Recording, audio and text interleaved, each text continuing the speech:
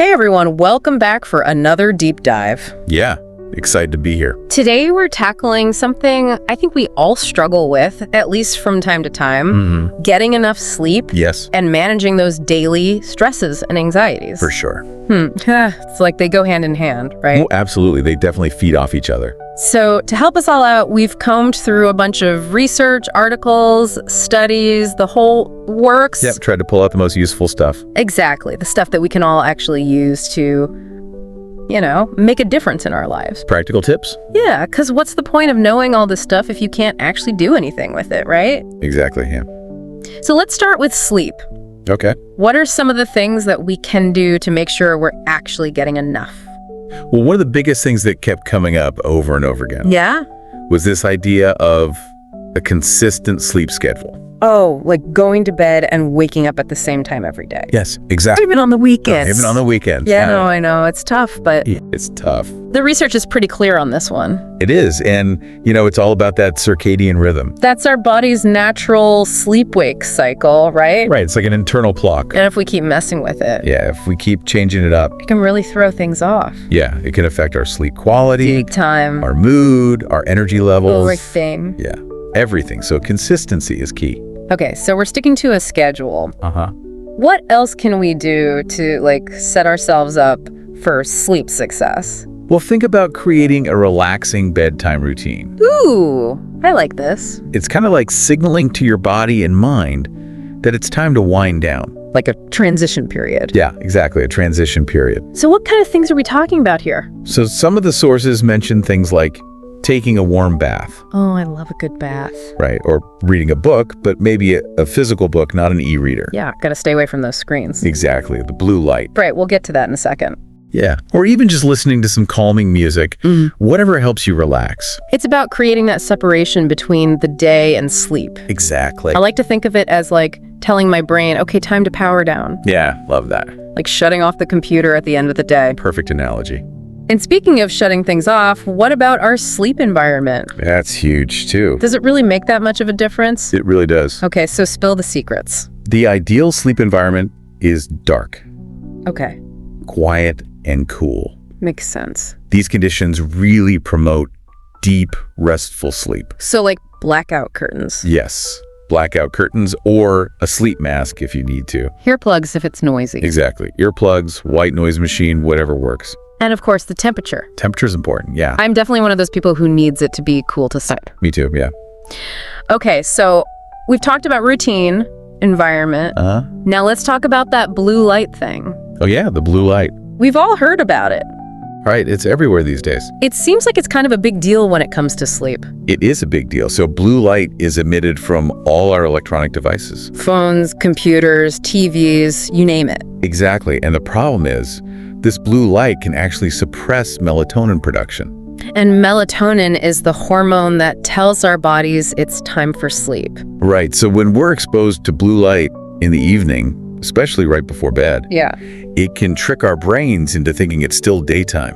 So we're basically signaling to our bodies, hey, stay awake. Yeah, exactly. And that's the opposite of what we want. Totally. So the recommendation is to power down those devices at least an hour before bed. At least an hour. Okay. Yeah, give your body a chance to naturally produce melatonin and prepare for sleep. And I guess that includes things like, watching TV. Yes, anything with a screen.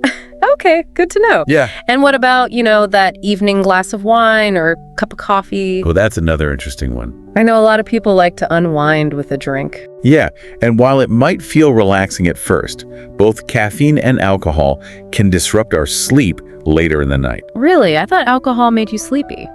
It can make you feel drowsy initially, but it can actually lead to more fragmented sleep.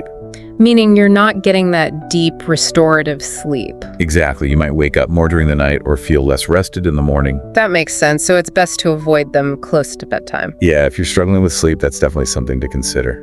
Okay, so we've covered a lot of ground on the sleep front. Yeah, we have. But let's move on to the other big piece of the puzzle. Yeah. Managing stress and anxiety. Right, because that can impact our sleep too. Oh, for sure. It's like a vicious cycle. It is, yeah. So what are some practical tips for managing those everyday stresses?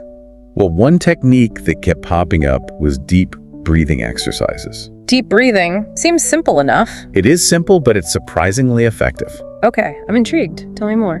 So when we're stressed, our breathing tends to become shallow and rapid. Yeah, I can definitely relate to that. Right.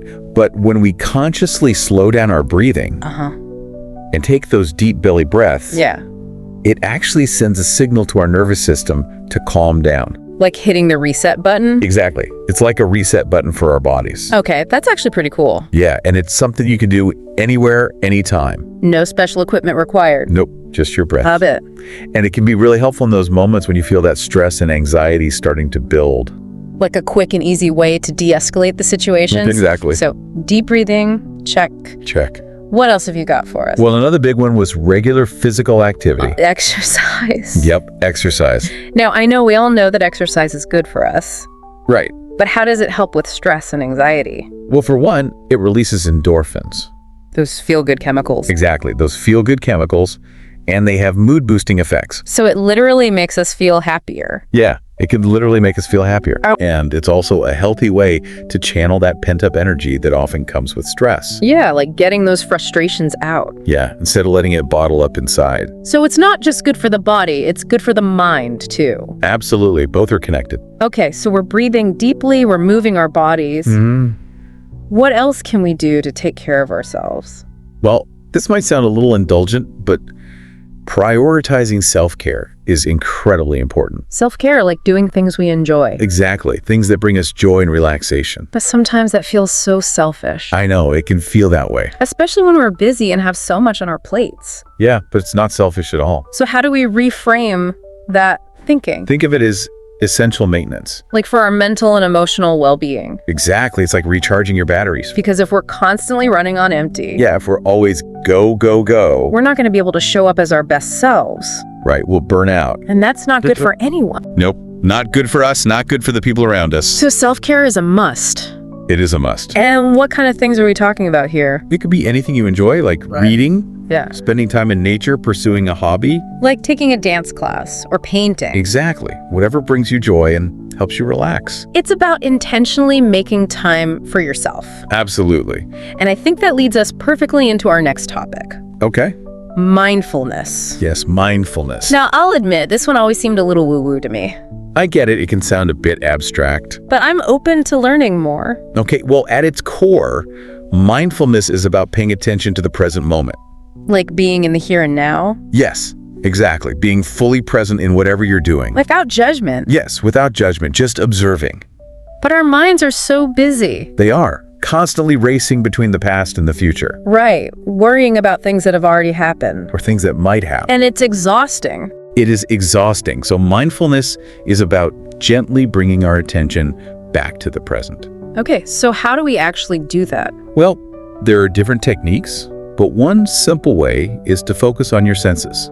Like what do you see, hear, smell, taste, touch?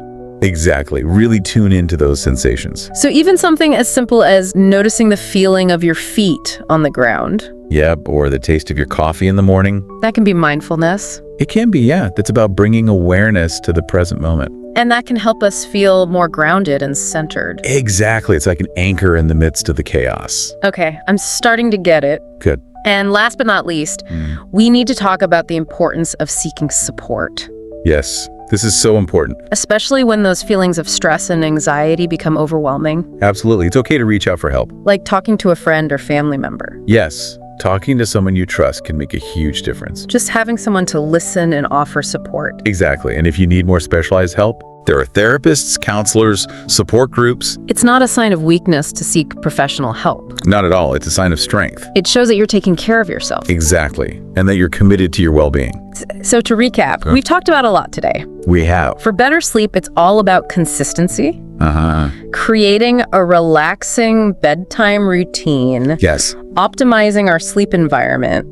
And being mindful of those screens and evening habits. Right. And when it comes to managing stress and anxiety, we've got deep breathing exercises. Deep breathing. Regular physical activity. Exercise. Prioritizing self-care. Self-care. practicing mindfulness. And seeking support when we need it. Yes, all important tools. And the cool thing is, these two areas really do influence each other. They do, yeah. When we sleep better, we're better equipped to handle stress. And when we manage stress effectively, it can lead to more restful nights. It's a win-win. It is. Yeah. So here's a little challenge for our listeners. Okay. Think about everything we've discussed today. And pick one thing. Just one. Just one small change that you can realistically implement today. Right. Start small. And pay attention to how it makes you feel. Notice the difference. Maybe you'll sleep a little better, or maybe you'll feel a little less stressed. Or both. Or both. It's all about those small steps. Absolutely. So what's it going to be? What are you going to try? We'd love to hear from you. Yeah, share your experiences. Thanks for taking this deep dive with us. See you next time.